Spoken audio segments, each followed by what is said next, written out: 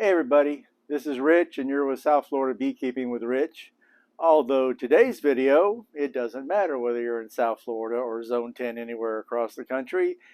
This video is equally useful to you wherever you are.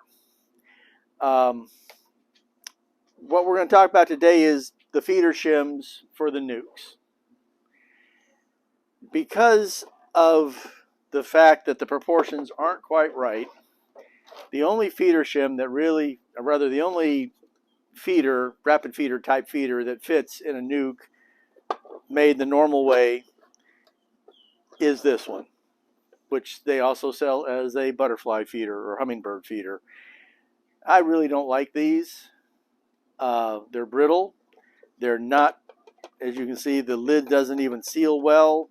The ants can come into it. Despite the fact that I've put propolis all over the inside of these, bees still drowned in these like crazy. And every spring, the same thing happens. I put these on a nuc, and then I start finding, rings of dead bees in here, and I remember how much I hate them. As opposed to either one of the rapid feeder types, whether you're getting the yellow one or the white one. But the yellow one and the white one don't quite fit. You can't, it just doesn't quite work. Now, I did a video on rapid feeders and about this fact, and one of my viewers made the comment that he cuts the sides off his lid to make everything fit. And I'm thinking to myself, well, that's a solution. But ants, maybe? And the other day, it suddenly occurred to me, hey, wait a minute. What happens if you hog these out a little bit on the sides? What I did was just take a chisel and a saw blade. I made some cuts. These are existing built ones, which is why this was difficult. But basically what you need is 3/8 of an inch wide, 1 inch straight down, and then you can taper. Because these things are slightly tapered in their design. And if you want them to fit perfectly, you need that clearance 1 inch down about right there. But that's all you need. These fit both of these just fine. You have good clearance for your lid. And I'm not going to show you that part because that's basically dependent upon whatever tools you happen to have available to you. I used a saw blade and a chisel, and I could take a router and I could kind of clean up that top inch, but that's all I could do. Since these were already built, it's not like I could turn them on the side or something like that. But I routed out, or I hogged out 4 of these, went out and swapped them out for these, and I'll get these hogged out soon. But what occurred to me was that I should be able to work out a way on the table saw to make these fast and easy. So I went out a few minutes ago and I figured that out, and that's what I want to show you today, is how, if you're going to build some new feeder shims, how easy this was. As opposed to, Barnyard Bees makes these oversized shims that sit on top. Just never really cared for them very much. They do have the practical aspect that you can kind of put yourself a little front porch on here if you want, but they're an odd size. They're harder to store because they're not in the same footprint. And this occurred to me, and it's working. So we're going to close the video down right here, and we're going to go to the garage, and I'm going to show you how to set up a table saw to make this fast and easy. Okay, we're back. I'm sorry, I'm sure there'll be a lot of traffic noise, but we'll get through it. So, at any rate, the way to make these nice clean cuts with your table saw, the most important thing is you need a sacrificial piece of wood. Now, let me show you your calculations first. With this being the top, so the first thing is, at the 21 and 7/8 inch, or 19 and 7/8 inch, sorry, 19 and 7/8 inch long piece of wood, you measure the 8-inch mark, you make your mark. Turn it around, measure to the 8-inch mark again, make your mark.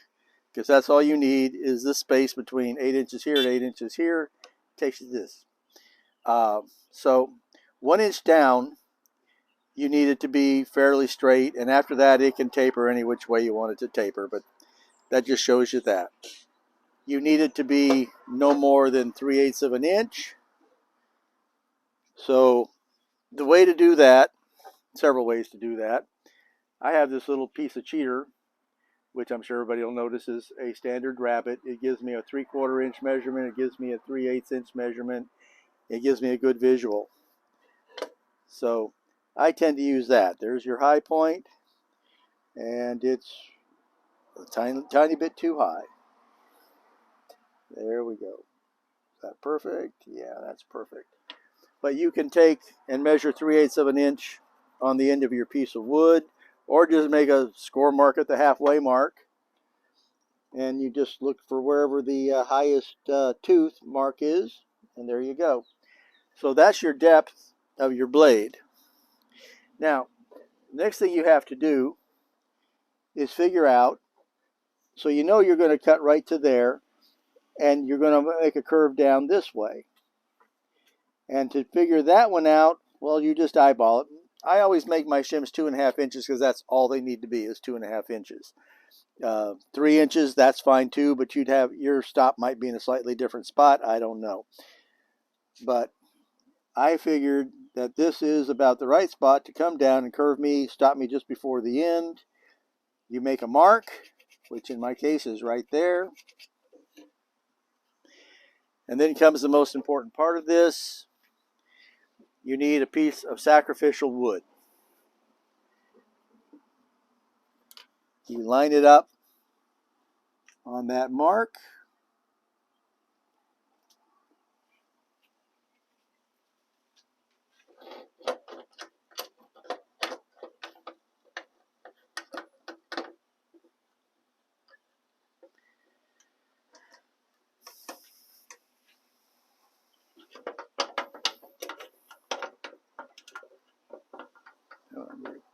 Come on.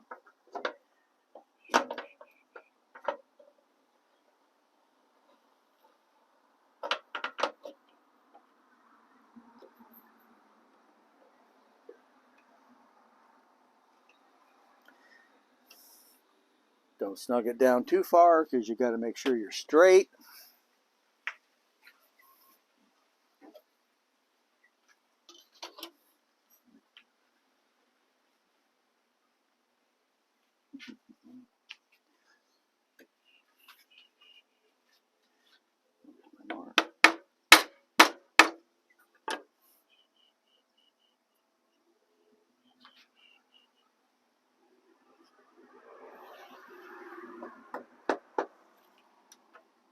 Okay. Snug them on down.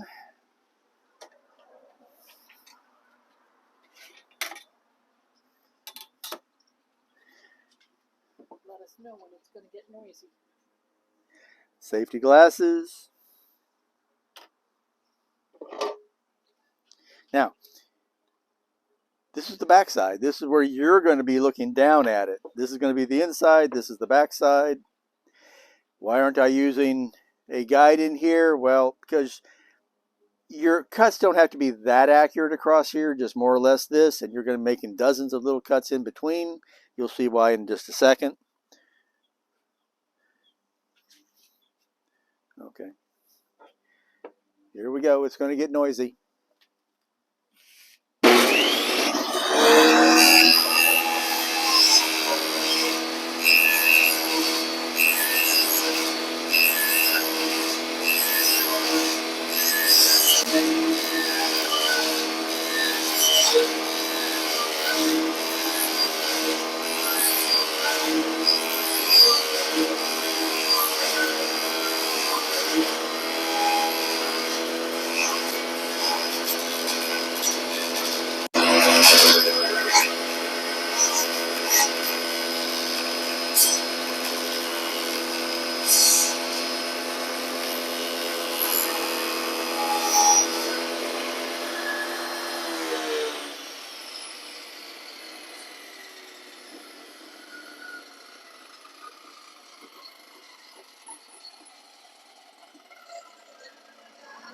Did it work? Did it not work?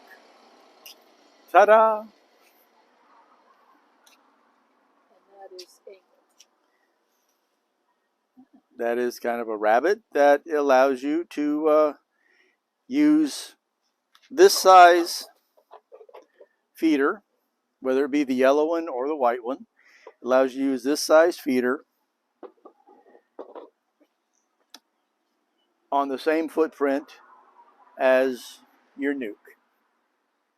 Because those square ones, they're just terrible. But if you're going to make new ones up, trust me, hogging out these old ones here that were already pre-existing for using the other ones was a good 30 minutes each instead of a few seconds like that if you're going to make some new ones. Now, there is one other way to do this if you have access to the right materials. It's not equipment, it's just materials. If you were to measure this and add 3/4 of an inch to that measurement, that is 3/8 of an inch on either side, and you had access to 3/8 inch thick lumber, then you could build a shim that again has exactly the same footprint as your regular feeder, or as your regular nuc, but have a 3/8 inch sidewalls, and that would fit. Now, how good is your base piece going to be? Well, that's up to your individual carpentry skills. I don't have access to that 3/8 inch, and I really wasn't too concerned about that because I'd rather have this whole 3/4 of an inch to glue and nail into myself. Whole lot less chance of something splitting out the side than if you were using 3/8 inch wood out here. But again, individual carpentry skills, individual equipment, how much care and effort you want to put into it. I found that doing it this way so that I had a full 3/4 of an inch on the bottom all the way around, more contact for the glue surface. Keeps the integrity. It better integrity for the whole thing as far as I'm concerned. And there you go. I love the small rapid feeders, whichever brand you're using, but I really didn't like building oversized tops to accommodate that because harder to store, looks a little odd, and I guess it's easier to lift, but it's also easier for things to knock it off. Keeping everything on the same footprint is just a great advantage. So there you go. That's it. That's today's demonstration.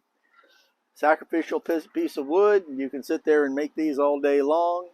Build all of the frames you want. Have good strength and sturdiness on them. What more could you ask? So this has been Rich, Beekeeping with Rich. Be sure to like and subscribe. And this video particularly, share it with all your friends that aren't in South Florida or anywhere else in any Zone 10 across the country, because you can use this in Canada just as easy as you can in South Florida. So everybody, have a great day.